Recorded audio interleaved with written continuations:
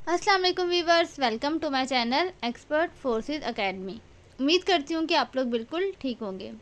तो वीवर्स, आज की वीडियो में हम लोग डिस्कस करेंगे एएफएनएस के पास्ट एक्सपीरियंस एकेडमिक एमसीक्यूज जो कि 2020 से लेकर 2023 के इनिशियल टेस्ट में रिपीट हुए हैं। इसका पार्ट 1 मैं आप लोगों से ऑलरेडी शेयर कर चुकी हूँ, जिसका डिस्क्रिप्शन में मैंने लिंक भी दे दिया है।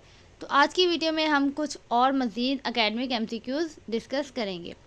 इसके अलावा अगर अभी तक आपने मेरा चैनल सब्सक्राइब नहीं किया है तो काइंडली चैनल को सब्सक्राइब कर लें और बेल आइकन प्रेस कर लें। सो आइए स्टार्ट करते हैं। क्वेश्चन नंबर 26, 25 क्वेश्चन जो है वो मैं ऑलरेडी आपसे शेयर कर चुकी हूँ, तो 26 से स्टार्टिंग होगी। तो question number 26 is longitudinal waves do not exhibit. Longitudinal waves जो है वो क्या नहीं करती, तो इसका राइट आंसर है पोलराइजेशन। लॉन्गिट्यूडनल वेव्स में पोलराइजेशन नहीं होती। Next is who invented vaccine. Vaccine जो है वो किसने इन्वेंट की, तो वैक्सीन इन्वेंट करने वाले जो साइंटिस्ट थे उनका नाम था doctor Edward Jenner.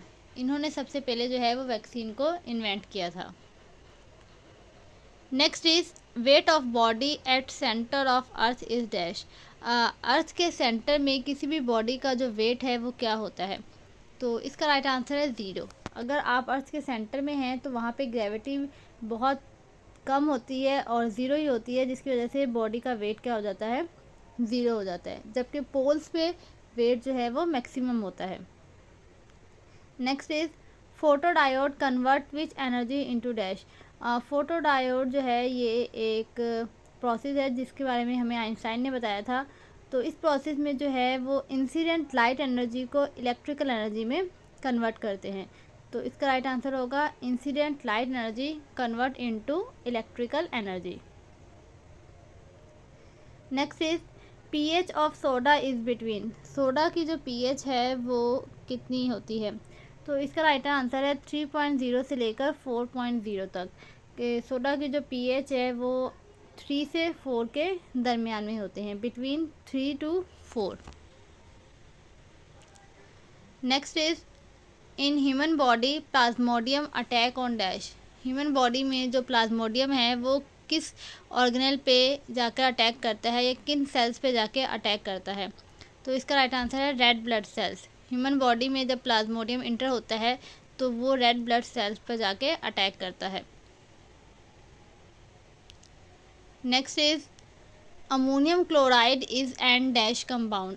Ammonium chloride NH4Cl जो है वो एक डैश कंपाउंड है, तो वो है इनऑर्गेनिक। दो तरह के कंपाउंड होते हैं, ऑर्गेनिक और इनऑर्गेनिक। तो अमोनियम क्लोराइड जो है वो इनऑर्गेनिक कंपाउंड है क्योंकि ये किसी भी लिविंग बॉडी से सिंथेसाइज हम नहीं करते। Next is which particle act as glue for holding nucleus together. कौन सा पार्टिकल है जो ग्लू की तरह वर्क करता है, तो यहाँ पर इसका आंसर है पायमिज़ोन्स। पायमिज़ोन जो है वो ग्लू की तरह एक्ट करते हैं for holding nucleus together. Next is formula of would spirit is dash. Would spirit का जो है वो फार्मूला क्या है, तो इसका राइट आंसर है मिथेनॉल CH3OH। मिथेनॉल को जो है वो वुड स्प्रिट भी कहा जाता है। तो इसके फार्मूला जो है वो आपने याद रखना है क्योंकि 2023 के टेस्ट में मोस्टली केमिस्ट्री के MCQs आए थे, तो केमिस्ट्री को आपने बहुत अच्छे तरीके से गो थ्रू करना है, ऑर्गेनिक भी और इनऑर्गेनिक भी। Next is the mixture of low boiling hydrocarbon is dash. Low boiling hydrocarbon का जो मिक्सचर है वो क्या कहलाता है, तो वो कहलाता है नेचुरल गैस। हमारे घरों में जो गैस आती है नेचुरल गैस, ये basically methane, ethane, propane, butane mixture होता है हाइड्रोकार्बन चेन का। Next is which part of brain is more responsible for movement of body. हमारे ब्रेन का वो कौन सा हिस्सा है जो बॉडी की मूवमेंट करवाने में सबसे ज़्यादा अहम किरदार अदा करता है, तो वो है सेरिब्लम। सेरिब्लम जो है वो ब्रेन का वो हिस्सा है जो बॉडी को मूवमेंट करवाने में हेल्प आउट करवाता है। Next is discharge of egg from ovary is called dash.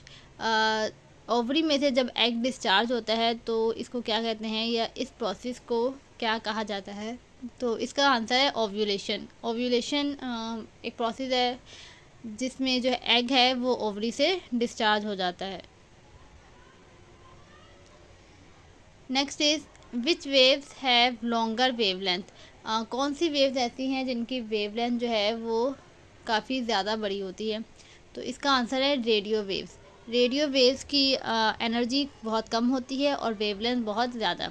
अगर वेवलेंथ बड़ी हो तो एनर्जी उन वेव्स की कम होती है, और अगर वेवलेंथ छोटी होती है तो एनर्जी उन वेव्स की ज़्यादा होती है। जैसे कि गामा रेज़ की एनर्जी बहुत ज़्यादा है, एक्स रेज़ की एनर्जी बहुत ज़्यादा है। Next is splitting of line from magnetic source is called dash. Magnetic source से जब लाइंस की स्प्लिटिंग होती है, जब इलेक्ट्रॉन मूव करते हैं एक्साइटेड स्टेट में जाते हैं ग्राउंड स्टेट से, तो इस इफेक्ट को क्या कहते हैं? तो इस इफेक्ट का नाम है Stark effect. Next is in which compound both ionic and covalent bond is present. ऐसा कौन सा कंपाउंड है जिसमें आयोनिक बॉन्ड भी होता है और कोवेलेंट बॉन्ड भी होता है? तो इसका आंसर है सोडियम नाइट्रेट NaNO3। इसमें आयोनिक बॉन्ड भी पाया जाता है और कोवेलेंट बॉन्ड भी। Next is the unit of conductance is dash. Conductance का यूनिट क्या है? कंडक्टर होता है ना एक, उस कंडक्टर की क्या कंडक्टेंस है, यानी वो कितना चार्ज जो है वो स्टोर कर सकता है। तो उस कंडक्टेंस का यूनिट पूछा है और वो हमारे पास क्या है? Semen. Semen is the right answer. Next is maximum gravity is at dash. Gravity जो है वो मैक्सिमम कहाँ पे होती है? तो जो पोल्स हैं, अर्थ के जो पोल्स हैं वहाँ पे ग्रेविटी सबसे ज़्यादा होती है, जिसकी वजह से बॉडी का वेट भी वहाँ सबसे ज़्यादा होता है। और इससे पहले हमने सेंटर वाला MCQ डिस्कस किया था कि अर्थ के सेंटर में ग्रेविटी बिल्कुल ज़ीरो होती है, तो बॉडी का वेट भी क्या होता है? Zero. Next is how many calories in a gram of fat.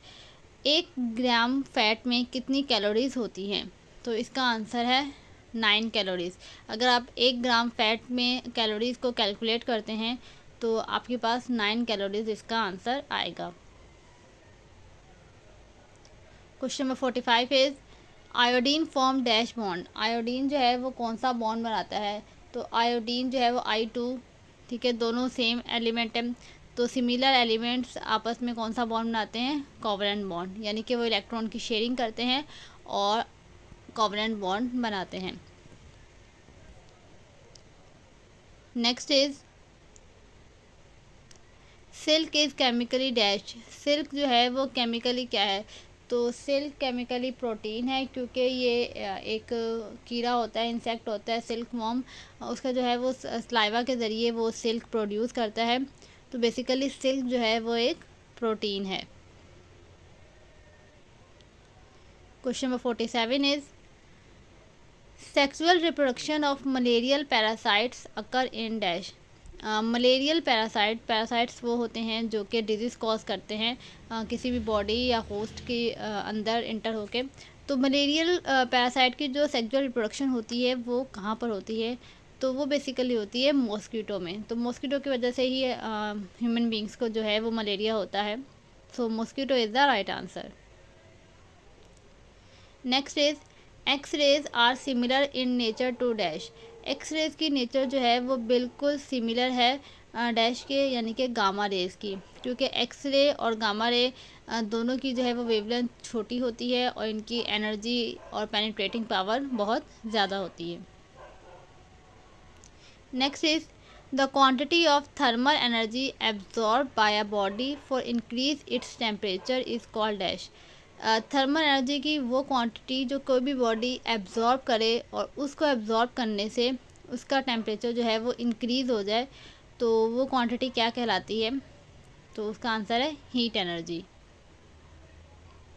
Next is two different masses fall on earth what is same in both of them. ठीक है, 2 डिफरेंट मासेस हैं, यानी कि एक 5 kg का है, एक 10 kg का है, और दोनों ही अर्थ पे जो है वो गिर रहे हैं। तो बताएं इन दोनों में कौन सी क्वांटिटी जो है वो सेम होगी? तो वो है एक्सेलरेशन। एक्सेलरेशन जो है वो दोनों बॉडीज़ की सेम होगी, हालांकि दोनों का मास क्या है? अलग अलग है, लेकिन फिर भी इनकी एक्सेलरेशन क्या होगी? Same. So the right answer is acceleration. तो व्यूअर्स ये थे कुछ मज़ीद पास्ट एक्सपीरियंस एकेडमिक एमसीक्यूज़। आपने इन एमसीक्यूज़ को अच्छे तरीके से गो थ्रू करना है। इंशाल्लाह पार्ट 3 भी मैं इसका जल्द अपलोड कर दूँगी। होप सो वीडियो आपके लिए हेल्पफुल रही होगी। अगर वीडियो आपको पसंद आई है तो वीडियो को लाइक कर दें, शेयर कर दें और चैनल को सब्सक्राइब करना ना भूलें। Thank you so much.